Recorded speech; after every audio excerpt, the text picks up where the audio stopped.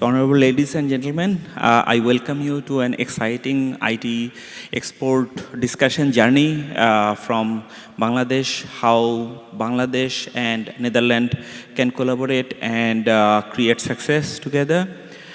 We all know Bangladesh for other exports like garments and agriculture, jute, but the software engineering has been growing heavily for last 20 years and so. So want to dive into the journey with our distinguished speakers here. So welcome you all. So I would like to go with Bornstein at first. Shahrukh, so Bornstein is working on frontier technology. What is the value proposition that Bornstein is offering? Can you please share and your experience? Yeah. Thank you, Rasul Bhai. It's wonderful to be here at Amsterdam and engage with a lot of local stakeholders in the tech scene.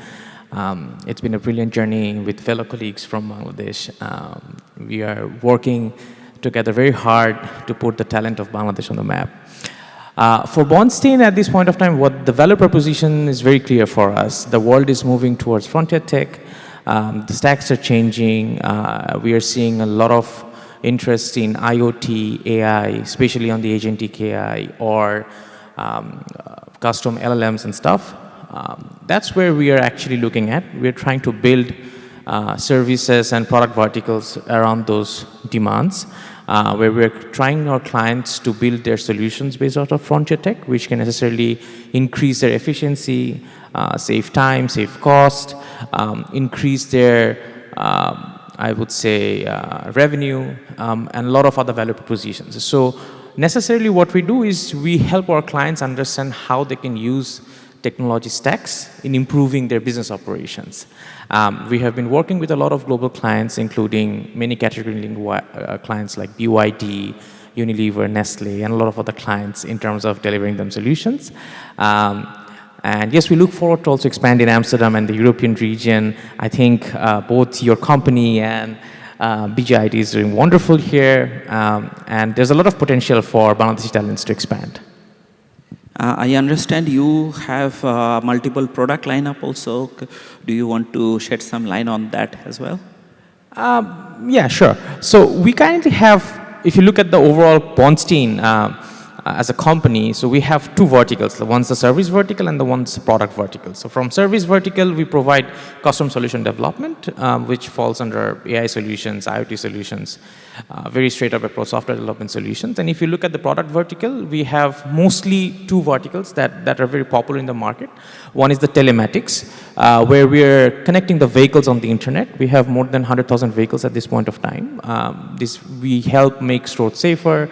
We help logistics companies optimize their route in terms of reducing carbon emission, in terms of saving their fuel cost, in terms of helping customers get their products in a faster and easier way, and also in order to help them understand how their drivers are performing on the road in terms of reducing road accidents. We work with large vehicle manufacturers, right? At this point of time, we have partnerships with Volvo, Eicher, Bajaj. We are helping them understand how they should plan their spares, where they should set up their service centers, etc.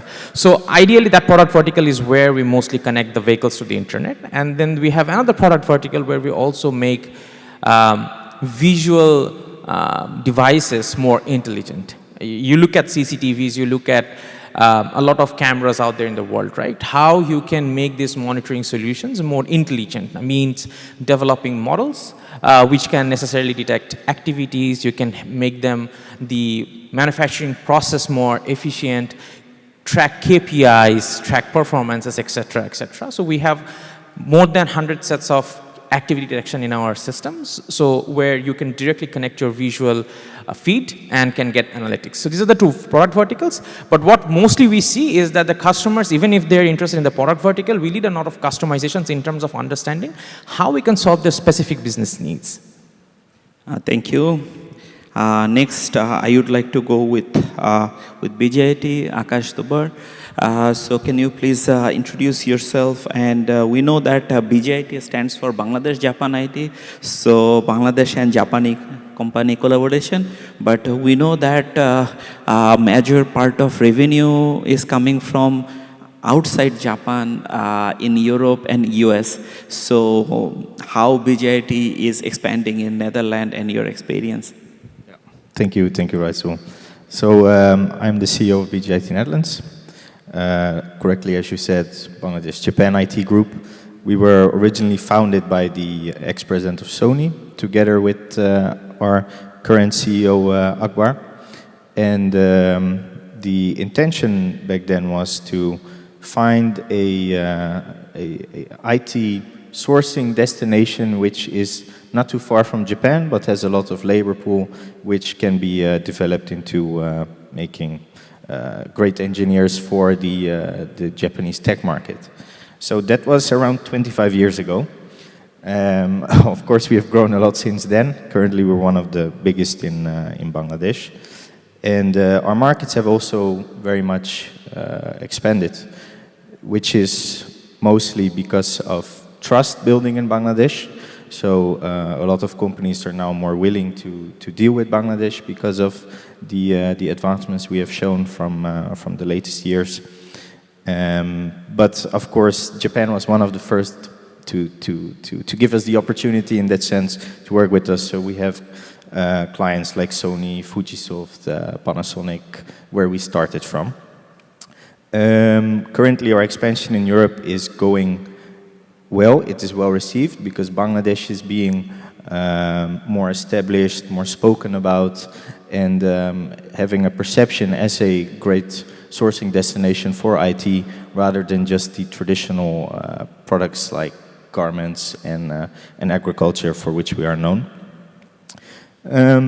Of course, the first slide I always give clients is an explanation about who is Bangladesh, what is Bangladesh, because the perception is still at a very basic level. But Bangladesh, I've seen it grown from 15 years ago when I first started doing business there to what it is now. And every year you come back, you see a new great project coming up, you see new advancements. So I always try to explain that Bangladesh is a powerhouse to look forward to and to also establish because the economy is growing, the people are growing, the knowledge is growing, and the labor that is coming from there now is not just cheap labor, as I have heard many times. It is also very skilled labor.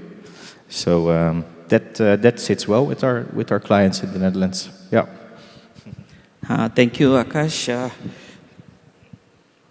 So 25 years, that is really long time. In fact, for outsourcing, I remember that when I was in university, I was looking at BJIT, and I remember that developing applications in Symbian OS during that time for Nokia, BJIT was doing that. So before that, we did not know that it was possible in Bangladesh, I mean 25 years ago. So a really amazing journey for BJIT. Now I would like to go to Matthias and I would want to know that how a German person went to Bangladesh and start a Bangladeshi company in Germany, Brain Station 23 Germany, as you are the managing director here. So this must be an interesting journey. Please share a little light on that. Yeah, first of all, thanks a lot, Raisul, for this invitation here for Best of Bangladesh. This conference, connecting people, is always a good first step, but connecting people is not enough. At the end, you need to find value in that type of operation or communication you will do. And how come that I'm sitting here? In my former company, it's a utility company, E.ON, we have been doing a digital project, and that platform product, what we wanted to develop for mainly the DAX and MDAX companies, so for the large companies, got funds already. And At the end, the company said, we are actually not an IT company, and we don't want to sell digital products. We are selling electricity and gas. So they said that. Next evening, we sat together and we said, we do that digital platform on our own. Let's try to figure out who can deliver on it in a very reliable, value-generating way. And what we did was, on the first Christmas day, we flew out to Bangladesh and we interviewed a lot of IT companies. There was Kaz, there was Dream71, there was BrainStation among them. And at the end, I must say, if you're looking for value, you need to do something. So it takes some effort, as you could hear right now. And at the end, we found BrainStation being able to give us that, what we have been looking for. The first is to get trust in people. So that is what you need to find. Otherwise, you will never have a successful project. And yeah, at the end, we did not do, that's the funny thing of it, we did not do this digital platform, Reisul, you know. We just then said, oh, Matthias, why don't you do BrainStation in Germany?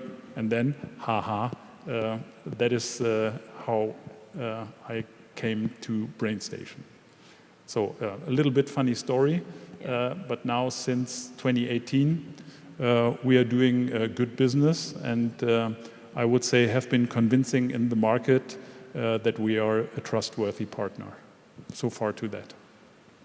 Thank you, thank you. So it has been already 7 years partnership, and I must admit that it was a very exciting journey.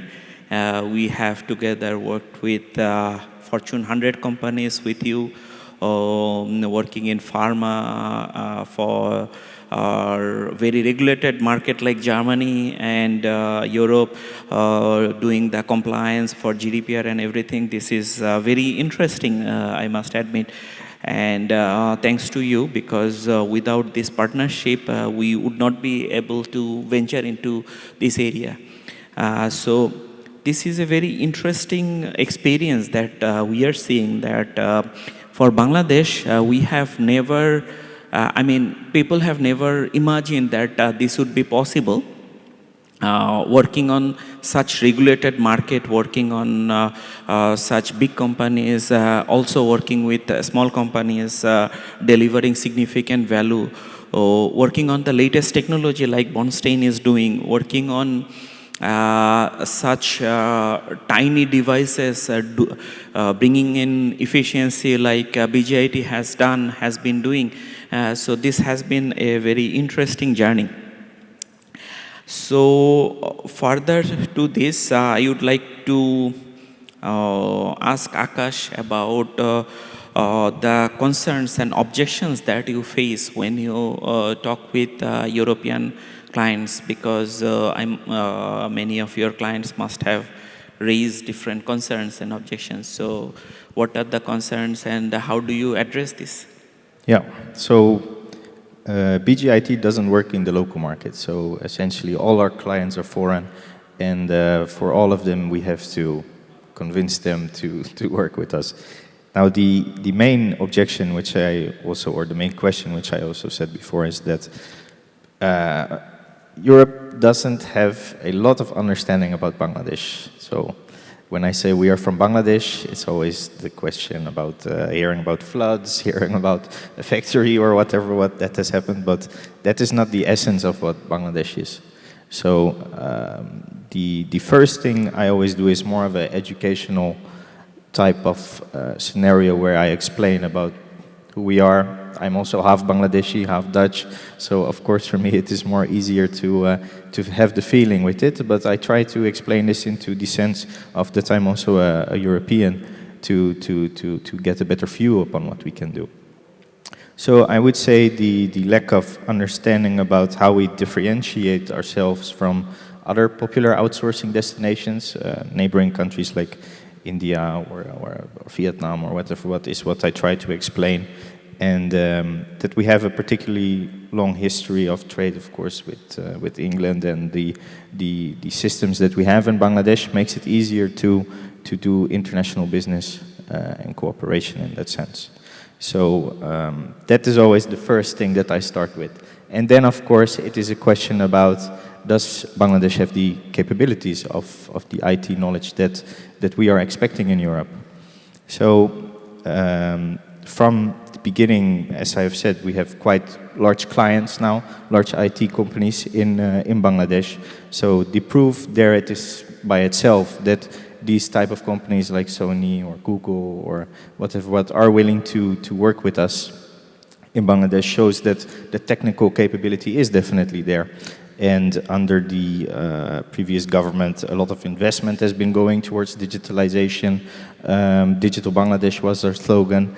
Of course, now there's also a run towards IT, but it was very heavily promoted before. So this investment into IT and the education of IT has led to a new generation of very, very open-minded, very strong, very smart and intellectual engineers coming onto the market, which are capable of being hired by anyone on the world in the largest companies. So we have seen some examples. People have been hired now from Bangladesh by SpaceX, by Amazon, Microsoft. It's no longer a thing of one case. There are a lot of Bangladeshis now all over the world with working in this type of tech companies. So explaining this technical capability and explaining that we are able to do this is also one of the major questions that I run into and which I try to explain. And then, of course, yeah, competitive costing. Bangladesh is cost effective in a sense. So having these three powers for us is what is one of the pushes that I always make towards clients. Yeah. Thank you. So, cost effectiveness as well as talent availability and as well as the promotion for IT that has created skilled people that actually helps us attract, right? So that helps address the concerns and objections, right? And for Bornstein, I would like to know that why Bangladesh and Netherlands can work together, why we can create win-win situation, what gap do you see here that Bangladesh can fulfill and help Dutch companies becoming even more successful? Yeah. That's a good question. Let's take Bangladesh out of the equation first, right? Let's not talk about Bangladesh. And let's not talk about help, because we are not here to help. We are here to do business. And when I talk business, it's about value exchange. We give something and we get something. If you look at Netherlands, because since I talked that we take Bangladesh out of the equation, and if you look at the last 5 years of the Dutch market, right? The Dutch IT industry growth has slumped from 5% to 1.54%, right? And that's just because the Dutch market doesn't have enough skilled resource, skilled developers, skilled engineers who can help the companies deliver value to the customers. And since you have a resource constraint, your growth has slumped. Why? If you dig deeper, you will see that annually this region requires 75,000 engineering graduates year on year, right? And the only supply side can provide 17,000. So there's a huge gap in the market. And I'm talking this data based on the reference of the economic department of Netherlands itself, right? So you see, if you look at the Dutch market, there is a requirement gap. It's not Bangladesh who needs help. It's the value gap that the Netherlands have, which Bangladesh can provide. Right? If you look at Bangladesh, we produce around 35,000 fresh engineering graduates every year. And we can only employ 8,000 in our local market. So that gives us a surplus of around 27,000 fresh grads in the market. Now, if we have a surplus and there we have a market where we have a shortage. Now, if these two requirements of the supply side and the demand side can be matched, that's where the real, I would say, magic would happen, right? So that is where I think is a very, very potential opportunity that the Dutch stakeholders, the Dutch companies should look into. If you look at the Dutch market itself, we have a lot of Bangladeshi talents working for many renowned Dutch companies, right, in their IT space. You talk about the semiconductor, you talk about digital products, you talk about mobile applications, you talk about services company. There are a lot of companies who employ Bangladeshi talents. But if we cannot do it at scale, and if you want to do it at scale, we would want to know what are the skill sets that are required in the Dutch market. How can we upskill our resources back in Bangladesh in order to fit the requirement of what this country needs, right? Do we need hardware designers? Do we need semiconductor designers? Do we need UI designers? Do we need developers? Do we need Java? Do we need .NET? Do we need Ruby? What exactly do we need? Do we need someone on the dev side? Do we need someone specialized on CI/CD? Do we need someone with more product knowledge? So if we know the requirements, we can actually help give us steady supply of resources. So that's one. If you look at the second thing, from the Dutch and Bangladesh perspective, the Dutch, since this has a resource constraint, they're looking at getting talents. And you would not want to fight with a market where the talents are looking into joining the FANG companies or top tier companies, right? You would more look into markets where the talents are willing to give their best effort and try and learn themselves and upskill themselves in order to meet the requirement of your community, your ecosystem, right? So if you look at neighboring countries of Bangladesh, you will see that the talents from those countries are more inclined towards working with FANG companies, right? But in Bangladesh, the top talents, you would see they are more happy to give their best effort to any company that they work for and provide some innovative and creative solutions. Because as a nation, if you look at the Dutch and the Bangladesh, these two countries have been traders for a very long time. If you look at the history of 300, 400 years, Dutch has been one of the biggest traders in the world, and Bengal has also been one of the biggest traders of the world in that part of the world, right? So if you look at the synergy, we have similar kind of mindset. We have that kind of creativity, innovation, resilience. We had an investment summit just a week back, and there I told one thing, that our biggest strength is our people, because our people are creative, our people are hardworking, they're resilient, and they know how to solve a problem. We don't stop until we solve, right? And I think that with that kind of mindset, if we can really channel the energy in the right space with the right kind of stakeholders, there will be big dividends that Dutch people can also leverage, and as a spin-off, countries like Bangladesh can also leverage. So I think, to answer your question, like what are the synergies that I see? The synergy that I see is the clear way of looking at the opportunities. Because it's not only about getting competitive rates, it's also about getting steady supplies. Because we have 180 people, the 7th largest country in the world by population. That's our sheer power. And if we can upskill those resources in order to help any economy grow, we should do that. And that economy should take leverage of the people that we have back in our country. Thank you. Maybe I can add, please. in the moment when I or you have explained it already, to explain to a prospect why Bangladesh, because Bangladesh is a third world country. Everybody is fearing, but there need to be arguments why Bangladesh is actually now very much ready to deliver in the same way like other nations and their offshoring centers. And I would add here that the British education system, that is one of the success factors of Bangladesh. Although you divorced, India divorced, Bangladesh divorced, but from somebody else, from Pakistan. But the British education system is basically the framework for that. that we get so many capable and skilled workers in the beginning after they got from university. And that is one of the arguments where people then can lean back and think about if they use the same frameworks like our dear Queen Elizabeth, God save the Queen, I would say, that is something which makes them not that nervous any longer. So the educational system, the structure, is giving security.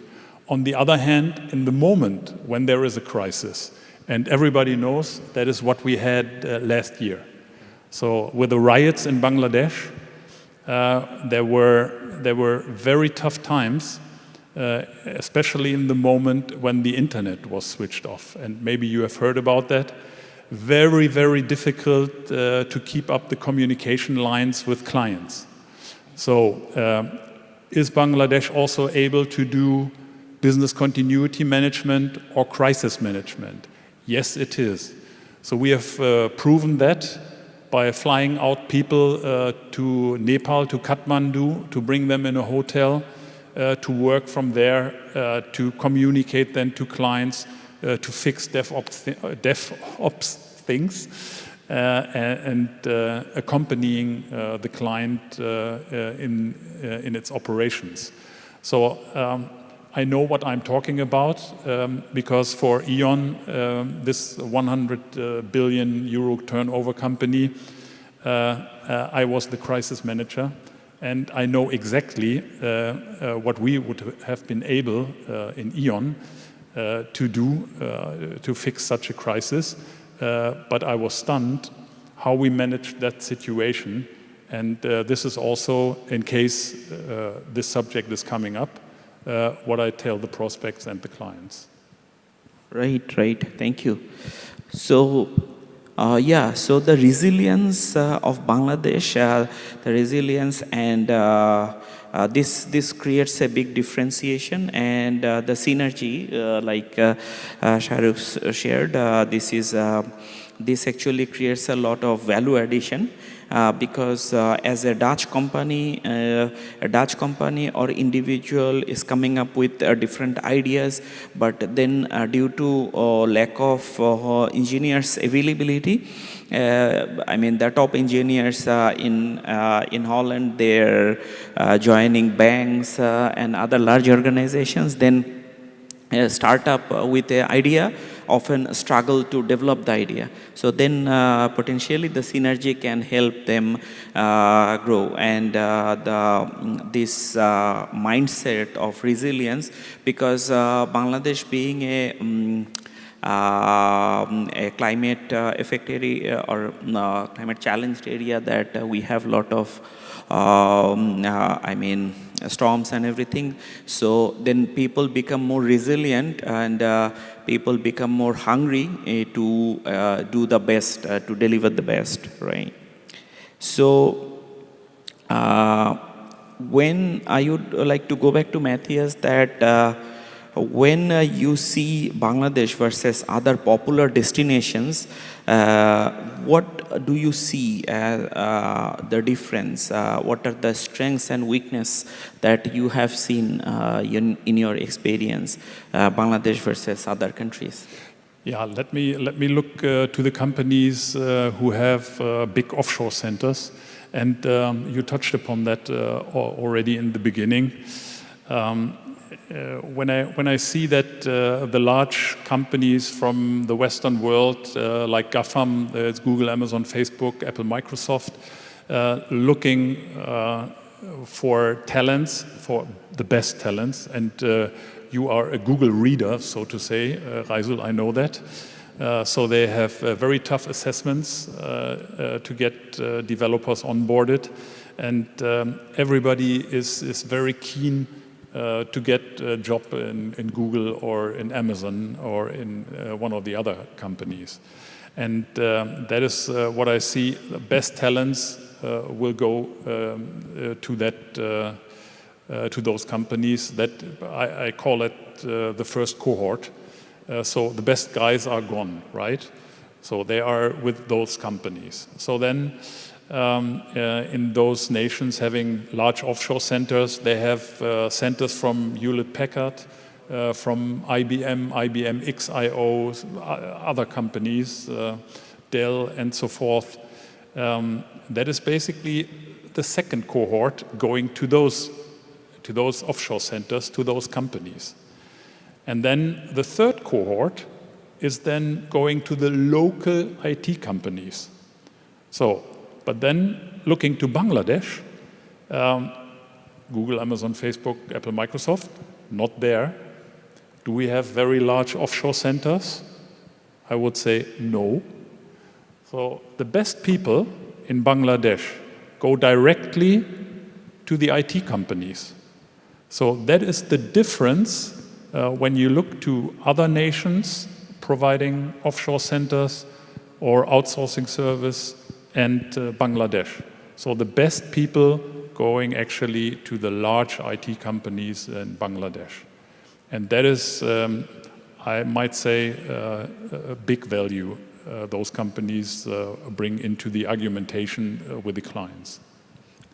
Thank you, thank you. So the lack of competition makes Bangladesh very attractive for outsourcing, I would say, and also, of course, that can potentially result into lack of training or skill, but that actually has been done by the government for so long. So now there is skill and also there is talent. So that is why that creates the differentiation. Thank you very much, Matthias.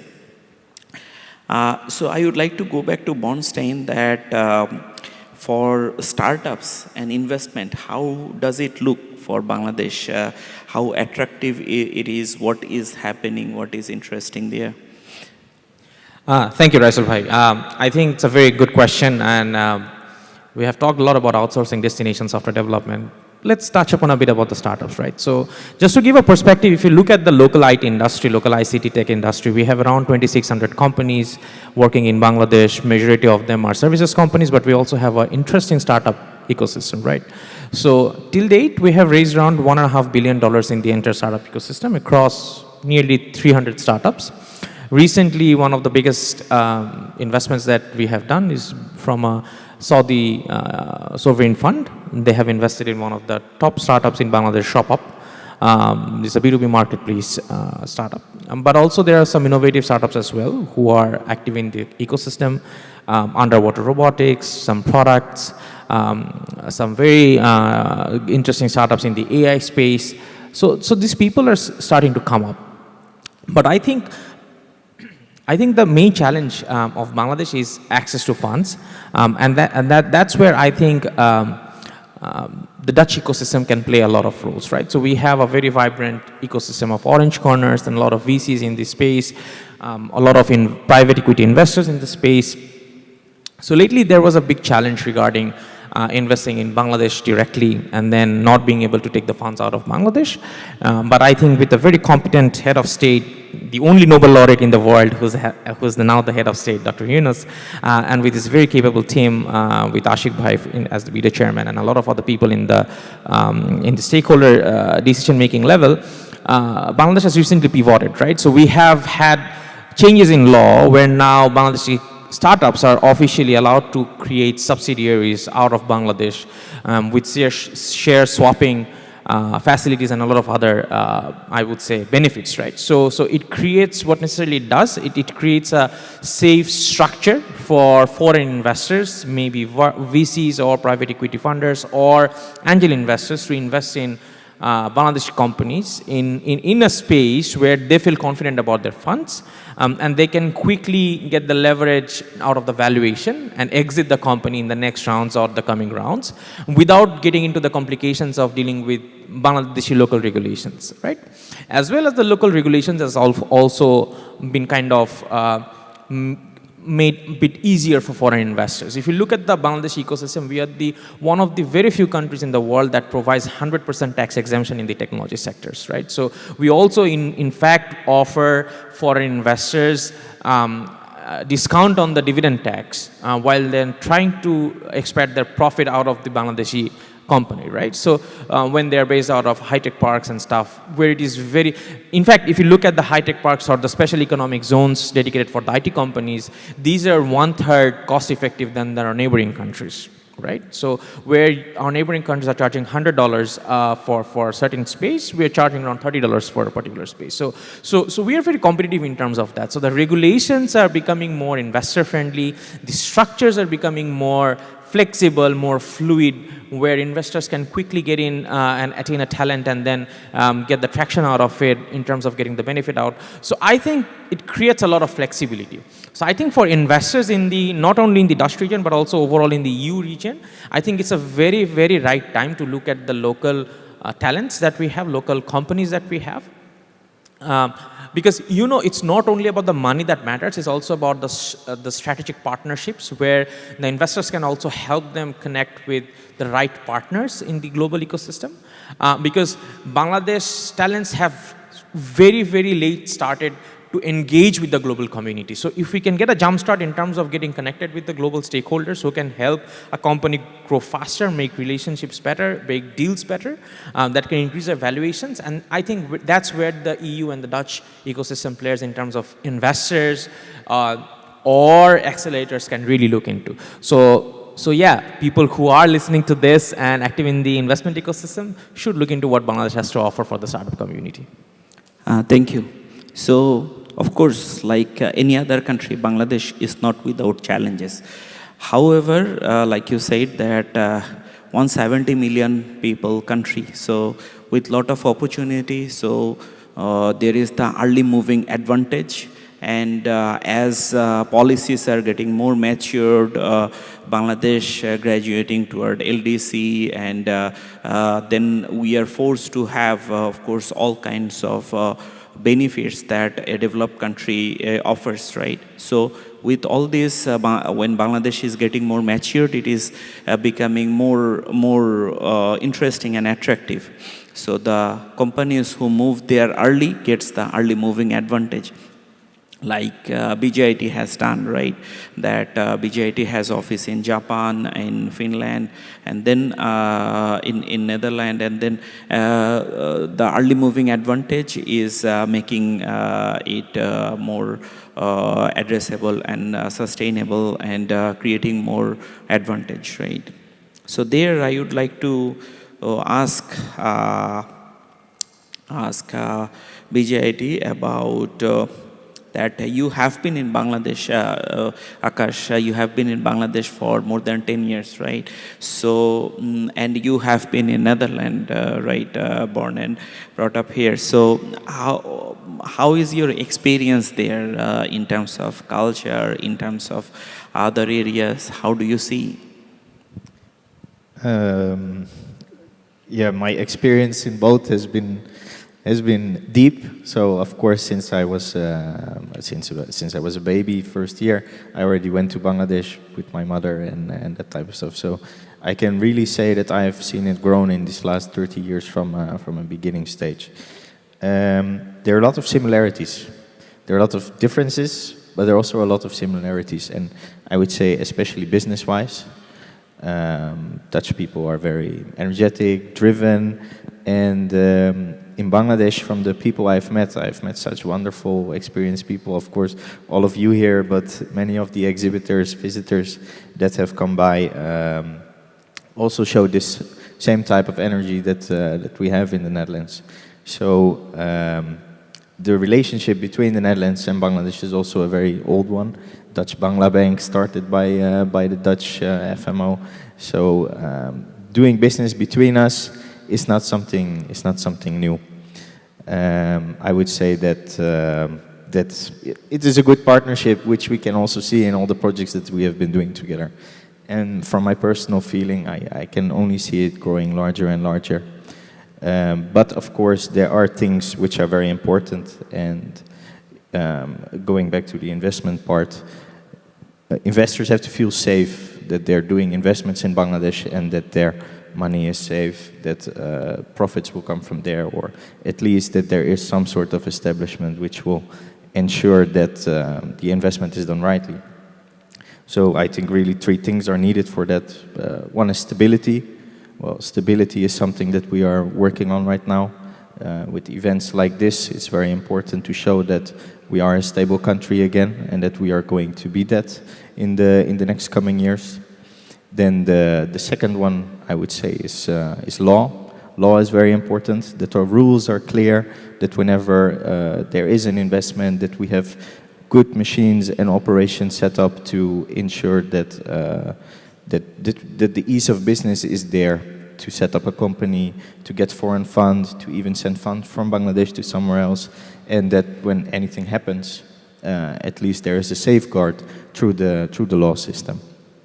And then thirdly, I would say the ease of doing business is also very important. So in the last 10 years, there are many companies that want to do something in Bangladesh, but they have no clue where to start. They have no clue how to enter. They have no clue what to do. And hearing the speech from the minister yesterday that we have had here, he had a very good concept, which is creating relationship managers.